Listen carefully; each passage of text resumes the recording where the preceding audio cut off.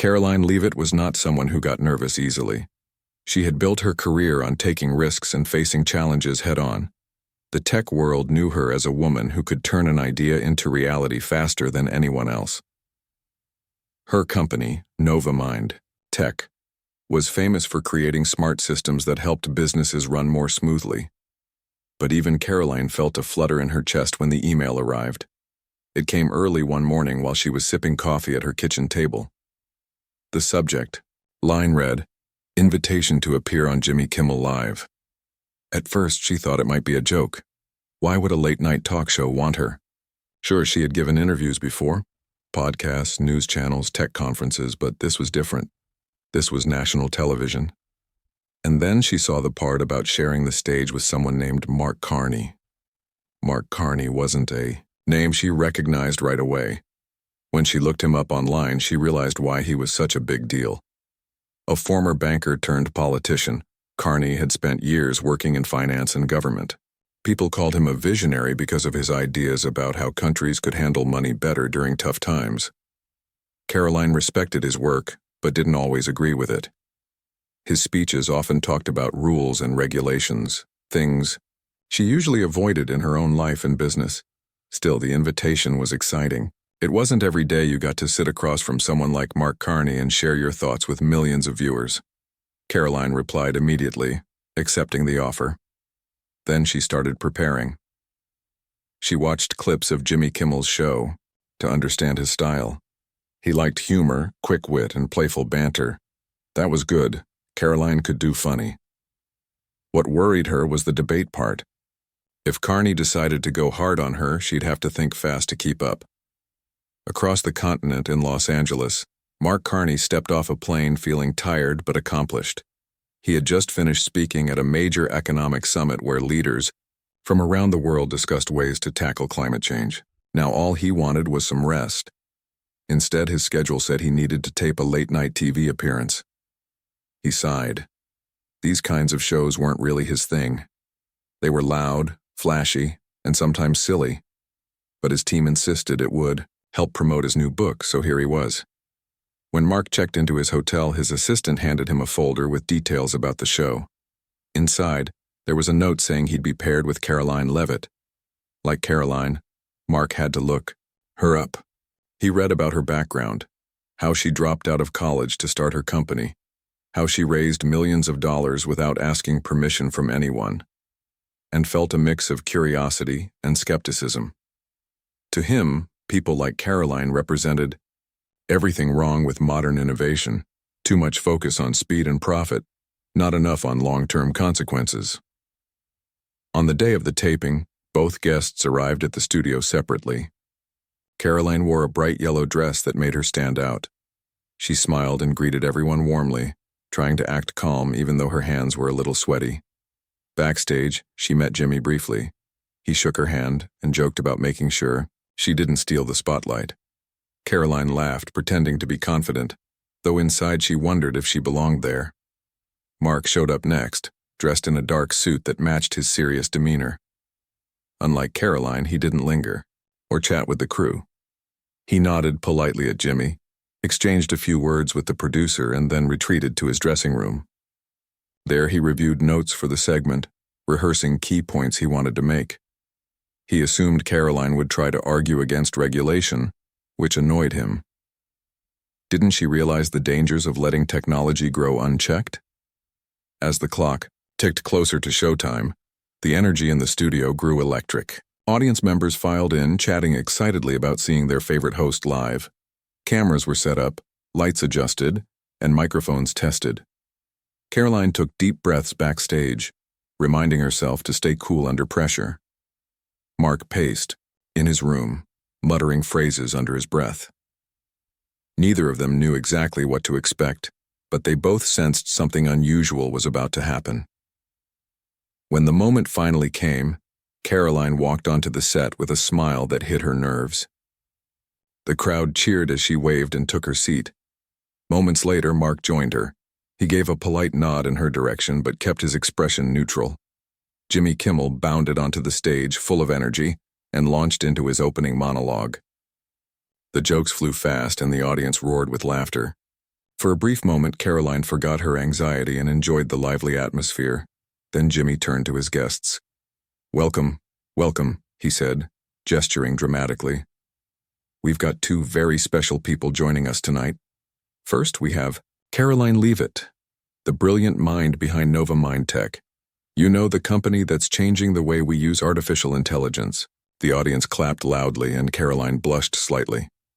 "And sitting right next to her," Jimmy continued, turning to Mark, "is none other than Mark Carney, former governor of the Bank of England and now Prime Minister of Canada. Plus, he's written a brand new book about saving the planet.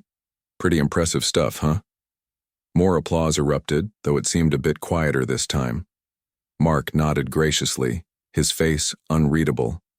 Jimmy leaned forward, resting his elbows on the desk. "So let me get this straight. One of you builds robots that can think for themselves and the other writes books about how humans should fix their messes. Sounds like we're in for an interesting conversation." The audience laughed again, and Karoline found herself relaxing, a little. Maybe this wouldn't be so bad after all. But as Jimmy asked the first question, something light about how they each ended up in their respective fields, she noticed the subtle tension in Mark's posture. His answers were polite but clipped, almost as if he were holding back. Karoline, on the other hand, spoke freely, sharing stories about her struggles and triumphs. The contrast between them was clear from the start. By the time the commercial break rolled around, Karoline felt like she was doing okay. She had managed to charm the audience and hold her own against Mark's intimidating presence. But she also sensed that the real challenge was yet to come. Something told her this night would be unforgettable for better or worse. The chaos outside the studio was almost overwhelming. Karoline stood near the entrance, blinking against the bright flashes of cameras as reporters shouted questions at her. "What did you say to him?" one yelled. "Did you expect him to walk off?" another demanded. She held up a hand, trying to calm the crowd, though her heart was racing. "I didn't mean for things to go this way," she said simply, her voice steady despite the whirlwind around her. "We had a disagreement, but I respect his work and his perspective. Sometimes debates get heated, that's just part of having strong opinions." Her words seemed to satisfy some of the reporters, who scribbled notes or recorded her response. Others pressed harder, asking if she thought Mark Carney overreacted. Karoline hesitated before answering. She didn't want to sound defensive or dismissive, especially since she knew how much scrutiny public figures faced. "I think he's passionate about his beliefs just like I am," she replied carefully. "Maybe we both could have handled things differently, but that's hindsight, talking." With that, she stepped into a waiting car, leaving the shouting reporters behind. As the vehicle pulled away, Karoline leaned back in the seat, letting out a long breath. Her phone buzzed incessantly in her lap, texts, emails, and social media, notifications flooding in. Friends congratulated her for standing her ground. Critics accused her of being disrespectful. It was all too much to process at once. Meanwhile, across town, Mark Carney sat in silence in the back of his own car. His assistant, Lisa, glanced at him nervously from the front seat but said nothing. The ride felt endless, each passing streetlight, casting fleeting shadows across Mark's face. He stared out the window, replaying the events of the night in his mind. He couldn't shake the feeling that he'd made a mistake. Walking off the show might have been satisfying in the moment, but now doubt crept in. Had he let his pride get the better of him? Would people see him as unreasonable or out of touch? Worst of all, had he undermined his message by refusing to engage further? When they arrived at his hotel, Mark headed straight for his room. He poured himself a glass of water and sat down heavily on the edge of the bed. Lisa knocked softly on the door a few minutes later, carrying a tablet with updates from news outlets. "Sir," she began cautiously, "it's everywhere. Social media is blowing up." Mark nodded grimly, already expecting as much. "Let me guess, they're calling me elitist and arrogant?" Lisa hesitated before responding. "Some are, yes, but others are criticizing her for pushing too hard. There's a lot of debate online about who was right." Mark sighed, rubbing his temples. "This isn't what I wanted. I came here to promote solutions, not create more division." He took a sip of water, his thoughts swirling. For years, he had prided himself on being a calm, rational leader. Tonight, he had acted impulsively, and it bothered him deeply. Back at her apartment, Karoline scrolled through her phone, reading comments and reactions. Some praised her for challenging outdated ideas. Others accused her of being reckless and naive. One tweet caught her eye. "Love her or hate her, Karoline. Leavitt doesn't back down. That's why she's changing the game." She smiled faintly, appreciating the sentiment even as criticism weighed on her. Her roommate Rachel walked into the living room holding 2 mugs of tea. "You holding up okay?" Rachel asked, handing one mug to Karoline. Karoline shrugged, wrapping her hands around the warm cup. "It's weird. I know I didn't do anything wrong, but I can't help wondering if I pushed too far. Maybe I should have toned it down." Rachel shook her head firmly. "No way. You were honest, and that's what people respect about you. If he couldn't handle it, that's his problem, not yours." Karoline appreciated the support but wasn't entirely convinced. She thought about Mark's final comment, that the discussion had turned into a circus act. Was he right? Had the playful tone of the show overshadowed the seriousness of their arguments? Or was he simply unwilling to face opposing views? The next morning, the story dominated headlines. News websites featured side-by-side photos of Karoline smiling confidently and Mark storming off the set. Opinion pieces debated whether technology or regulation held the key to solving global problems. Talk shows invited experts to weigh in, while late-night comedians joked about the incident. Memes mocking Mark's exit spread across social media, accompanied by hashtags like Circus Act Prime Minister and Karoline vs. Carney. Despite the frenzy, neither Karoline nor Mark gave immediate interviews. Karoline spent the day fielding calls from her PR team, who urged her to capitalize on the attention. "This is a golden opportunity," one advisor told her. "People are listening. Use this platform to push your agenda." But Karoline wasn't interested in exploiting the situation. Instead, she focused on reflecting. She called a close friend, Emily, to talk things through. "I don't regret standing my ground," Karoline admitted, "but I wish it hadn't ended that way. I feel bad for him, honestly. No one likes looking unreasonable." Emily listened quietly before offering her perspective. "You can't control how someone reacts, especially under pressure. What matters is that you stayed true to yourself. If anything, this proves you're willing to challenge the status quo, and that's exactly why people admire you." Karoline nodded, grateful for the reassurance. Still, she couldn't ignore the nagging sense that there was unfinished business between her and Mark. They had touched on important issues that mattered to millions of people, but the conversation had been cut short. Was there a way to revisit it without reigniting conflict? For Mark, the morning brought a different kind of reckoning. His staff gathered in his hotel suite, discussing damage control strategies. "We need to address this publicly," one aide suggested. "Otherwise, it'll look like you're avoiding accountability." Mark agreed reluctantly. He drafted a brief statement acknowledging the incident, emphasizing his commitment to meaningful dialogue. "While I stand by my views," he wrote, "I regret departing in a manner that may have distracted from the larger conversation. These are critical topics deserving thoughtful discussion." The statement was released to the press, drawing mixed reactions. Some applauded his willingness to acknowledge fault. Others dismissed it as insincere. Privately, Mark wrestled with guilt and frustration. He had always believed in leading by example, yet tonight he felt like he had failed to live up to that.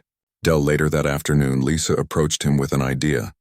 "Sir, what if you reached out to her directly? A private conversation might help clear the air and show people that you're open to collaboration." Mark considered the suggestion. Reaching out to Karoline felt like admitting defeat, but perhaps it was also an opportunity to demonstrate maturity. After all, wasn't that what leadership was about? Finding common ground, even with those who disagreed? He picked up his phone, hesitating for a moment before typing a short email. "Ms. Leavitt," he wrote, "I hope you're doing well. I've been reflecting on last night's events, and I believe we both have valuable insights to share. If you're open to it, I'd like to meet privately to continue our discussion. Best regards, Mark Carney. He hit send before he could second-guess himself. Then he waited, unsure what to expect. Karoline received the email just as she was finishing dinner. At first, she assumed it was a joke or a prank. But when she saw the sender's name, she realized it was genuine. Reading the message, she felt a mix. After the first commercial break, Jimmy Kimmel returned to the stage with his usual energy. The audience clapped and cheered as he picked up where they had left off. "All right, folks," Jimmy said with a grin, leaning toward Karoline and Mark. "Now that we've heard your life stories, let's get into the fun part. You two are both big thinkers, but you're coming at problems from completely different angles. So here's my question. What do you think is the biggest challenge facing the world today?" Karoline glanced at Mark before answering.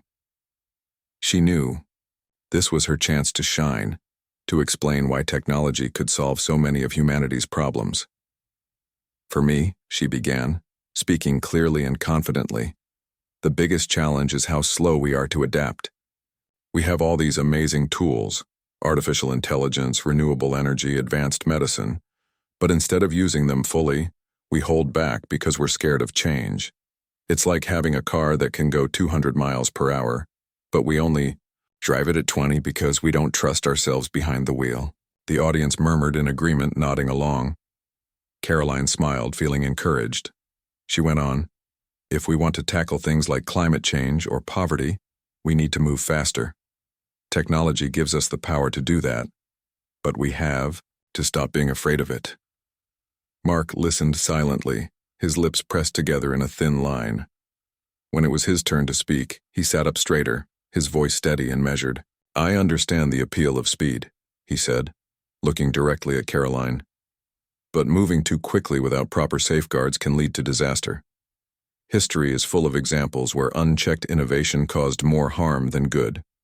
Look at the financial crisis of 2008. Complex systems spiraled out of control because no one took the time to regulate them properly." Karoline tilted her head slightly, considering his point. "But isn't regulation often just a way to protect old systems that aren't working anymore?" She countered gently. "Sometimes you need to break things to build something better." Mark frowned, not liking the implication. "Breaking things sounds exciting in theory, but in practice it leaves ordinary people vulnerable. Not everyone has the resources to rebuild when things fall apart." Jimmy watched the exchange closely, sensing the tension building between them. He decided to push further, knowing the audience loved drama. Okay, he interjected with a chuckle. "So let's bring this down to earth for a second. Let's say Karoline's company creates an AI system that can manage a country's economy perfectly. It balances budgets, predicts recessions, all that jazz. Would either of you trust it over human leaders?" The question hung in the air for a moment. Karoline leaned forward eagerly, ready to seize the opportunity. "Absolutely," she said without hesitation. "AI doesn't get tired, doesn't have personal biases, and doesn't make emotional decisions. It looks at data objectively and makes choices based on facts, not politics." The audience erupted into applause, clearly impressed by her bold statement. Karoline basked in their approval, glancing sideways at Mark to see his reaction. His expression darkened. "That's exactly what I'm talking about," Mark shot back, his tone sharper now. "You're oversimplifying an incredibly complex issue. An AI might follow rules perfectly, but it lacks empathy. It doesn't understand culture, history, or human values. Do you really think a machine can decide what's best for millions of people?" Karoline raised an eyebrow, unfazed by his criticism.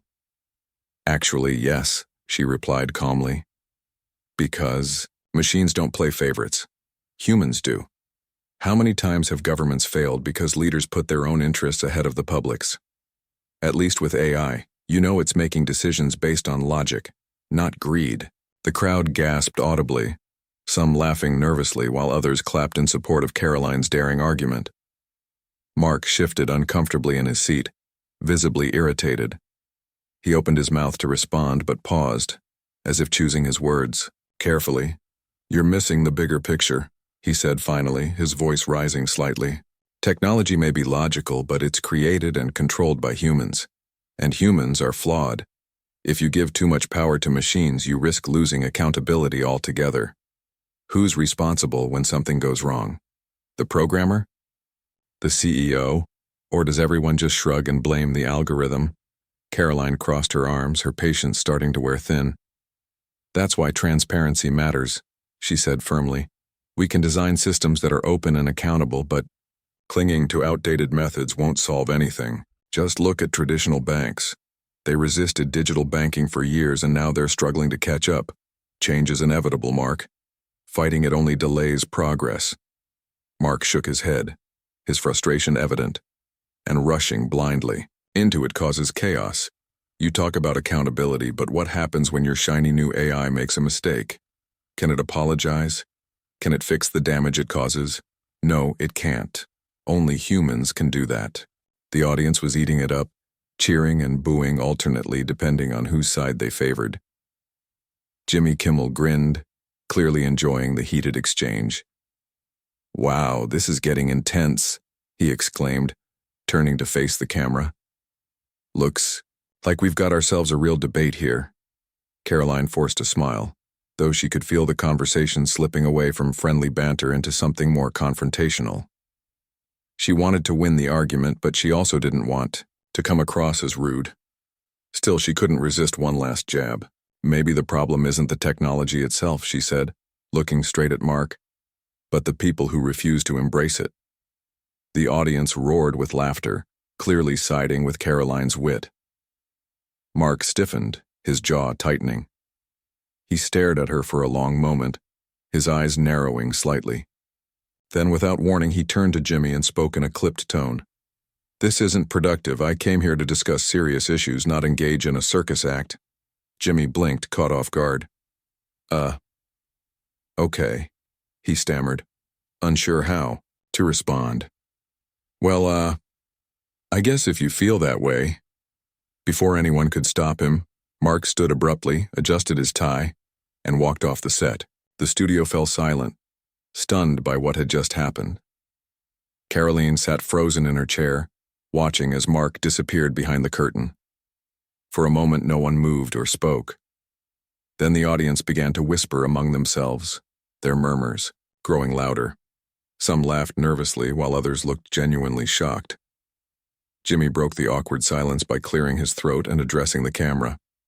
"Well, folks, I guess that's one way to end a segment," he joked weakly, trying to salvage the situation. "Let's take another quick break and see what happens next." As the cameras cut to commercial, Karoline exhaled deeply, still processing what had just unfolded. Her heart raced, not from excitement, but from uncertainty. Had she pushed too hard? Should she have toned down her arguments? She glanced around the set, half expecting Mark to return, but he was nowhere to be seen. Backstage, the crew scrambled to figure out what to do. Producers huddled together, debating whether to continue the show as planned or address the sudden departure. Meanwhile, Karoline was ushered to a quiet corner, where a makeup artist dabbed at her forehead with a tissue. "You okay?" the woman asked softly. Karoline nodded, though she didn't feel okay. She replayed the conversation in her mind, wondering if there was something she could have done differently. At the same time, she couldn't deny a small sense of pride. She had stood her ground against someone as formidable as Mark Carney, and held her own. In his dressing room, Mark paced furiously, muttering under his breath. His assistant, Lisa, hovered nearby, unsure whether to intervene. "Sir," she ventured cautiously, "do you want me to call a car?" Mark stopped pacing and sighed heavily. "Yes," he muttered, running a hand through his hair. "Get me out of here." He felt angry, not just at Karoline, but at himself.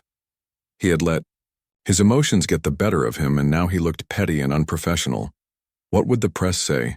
What would his colleagues think? Outside the studio, reporters gathered, alerted by social media posts from viewers who had watched the live taping. Phones buzzed with notifications as clips of the heated exchange spread like wildfire. By the time the show returned from its final commercial break, the story was already trending online. Jimmy reappeared on stage alone, looking unusually subdued, Well, folks, he said with a sheepish grin, tonight's episode took a turn none of us expected. But hey, that's live TV for you. Thanks for sticking with us, and don't forget to tune in tomorrow for more surprises. As the credits rolled, Karoline stepped outside into the cool night air. Flashbulbs popped as photographers shouted her name, eager to capture her reaction.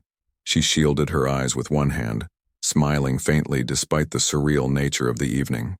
Whatever happened next, one thing was certain. This night would change everything.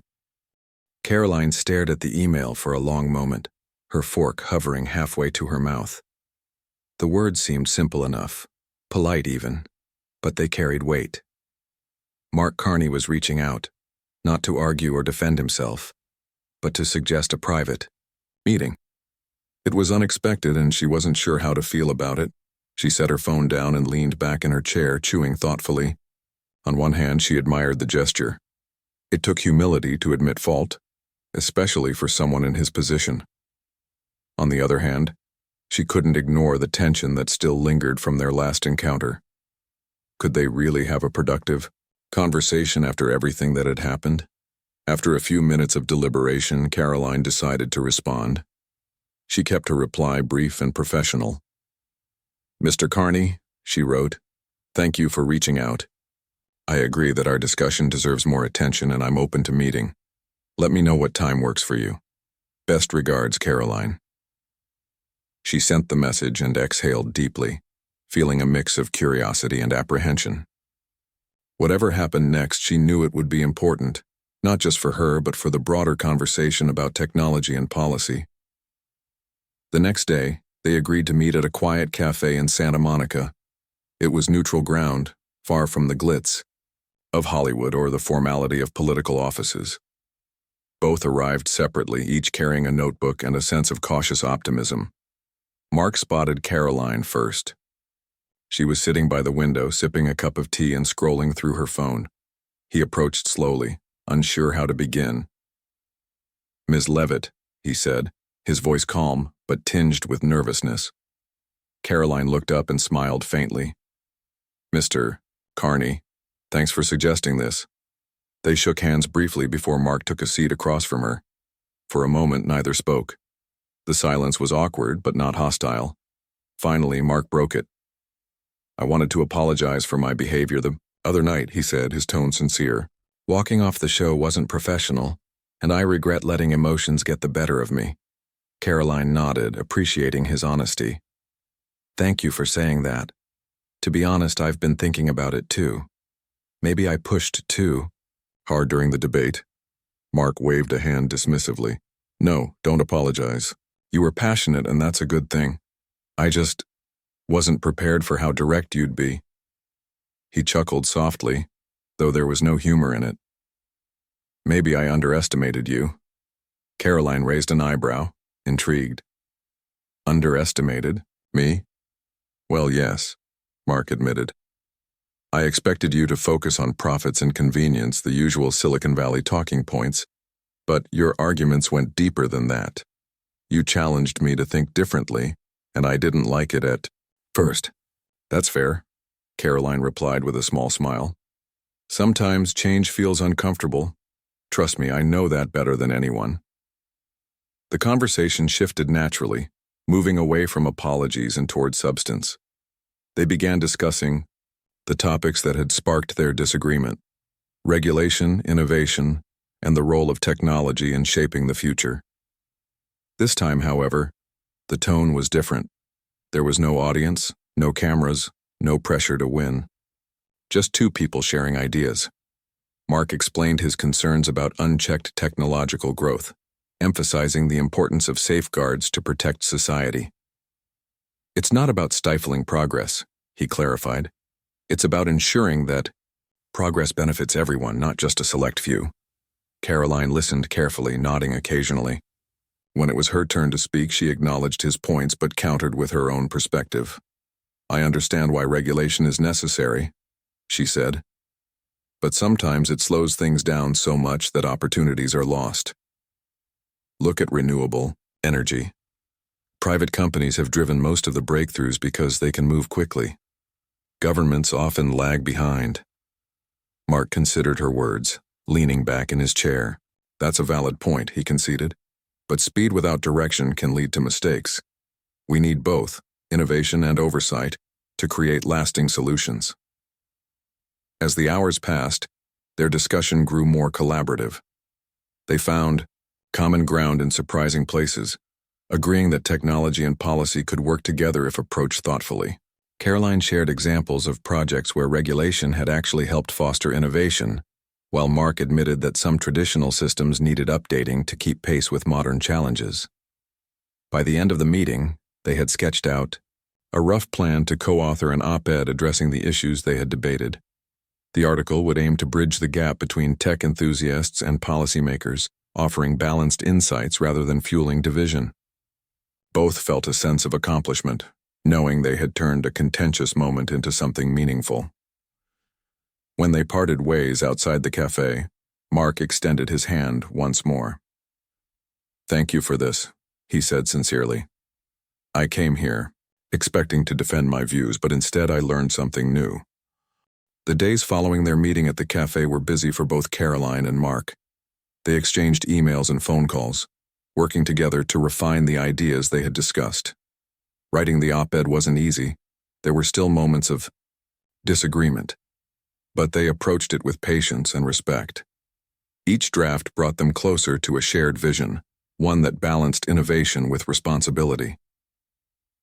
Karoline spent hours revising paragraphs, making sure her arguments about technology's potential were clear, without sounding dismissive of Mark's concerns. Mark, in turn, worked hard to frame his points about regulation in a way that acknowledged the need for progress. Their collaboration became a dance of compromise and understanding, each step bringing them closer to something meaningful. When the op-ed was finally ready, they submitted it to a major newspaper. The headline read, "Bridging the Divide: How Technology and Policy Can Work Together." In the article, Karoline and Mark outlined their differing perspectives but emphasized the importance of finding common ground. They argued that neither pure innovation nor strict regulation alone could solve the world's problems. It would take both, working hand in hand. The response was overwhelming. Readers praised the piece for its balanced tone and practical suggestions. Social media lit up with comments from people who appreciated seeing two seemingly opposing sides come together. Some even called it a blueprint for the future, while others highlighted the rarity of such collaboration in today's polarized climate. For Karoline, the experience was transformative. She returned to Colorado feeling inspired and energized. Her team at Nova Mind Tech noticed the change immediately. "You seem different," one of her engineers remarked during a brainstorming session. "Like, calmer, somehow." Karoline laughed softly. "Maybe I am," she admitted. "Talking to Mark made me realize how much we can learn from people who see things differently. Sometimes the best ideas come from uncomfortable conversations." She also noticed a shift in how the public viewed her company. After the op-ed, Nova Mind Tech received inquiries from government agencies and nonprofits interested in partnering on projects. It was proof that collaboration could open doors she hadn't even considered before. Mark, too, felt the impact of their partnership. Back in Ottawa, he faced questions from colleagues and reporters about his willingness to work with someone like Karoline. Some criticized him for aligning with a tech entrepreneur, accusing him of abandoning his principles. But many more praised him for showing flexibility and openness. At a press conference, a journalist asked him directly, "Do you think this kind of cooperation is possible on a larger scale? Or was this just a one-time thing?" Mark paused, choosing his words carefully. "I believe it's possible," he said firmly. "In fact, I think it's necessary. We live in a time when the challenges we face are too big for any one group to tackle alone. Whether it's governments, businesses, or individuals, we all have a role to play. What Karoline and I did was small, but it proves that progress starts with listening and being willing to adapt." His answer earned applause, not just from the audience in the room but from viewers watching online. For the first time in weeks, Mark felt confident that he had regained trust, not just as a leader, but as someone committed to solving problems rather than creating new ones. As weeks turned into months, the ripple effects of their collaboration continued to spread. Other leaders in tech and policy began reaching out, eager to explore similar partnerships. Conferences dedicated to bridging the gap between innovation and regulation popped up around the world, drawing experts from diverse fields. Even late night, talk shows joked about the unlikely duo, calling them the odd couple of the 21st century. One evening, Karoline found herself back on television, this time as part of a panel discussion about the future of AI. When the host mentioned her infamous appearance with Carney, she smiled warmly. "That night taught me something important," she said. "It's okay to disagree as long as you're willing to listen. And sometimes those disagreements lead to the most meaningful breakthroughs." Her comment resonated deeply with viewers, many of whom saw it as a call for unity in an increasingly divided world. Meanwhile, Mark delivered a keynote speech at a global economic forum, where he referenced the op-ed and encouraged attendees to seek out partnerships outside their usual circles. "Change happens when we step out of our comfort zones," he told the crowd. "And yes, that includes talking to people who challenge your beliefs." By the end of the year, Karoline and Mark had become symbols of what could be achieved through cooperation. Their story served as a reminder that progress didn't require everyone to agree. It simply required a willingness to try. On a chilly December morning, Karoline received another email from Mark. This time, it was short and lighthearted. "Happy holidays," he wrote. "Let's do this again sometime, maybe over coffee instead of under studio lights." She chuckled as she typed her reply. "Deal. Just promise not to storm off next time." Though they lived thousands of miles apart and came from vastly different worlds, Karoline and Mark had forged a connection neither expected. Through their shared effort, they had sparked a movement, one that reminded people everywhere that even the unlikeliest partnerships could lead to extraordinary results. And so, life moved forward for both of them. Karoline continued pushing boundaries in tech, now with a deeper appreciation for the complexities of policy. Mark embraced new ideas, learning to adapt without losing sight of his values. Together, they proved that meaningful change wasn't about choosing sides. It was about building bridges. Somewhere along the way, the world became a little less divided thanks to two people who dared to listen.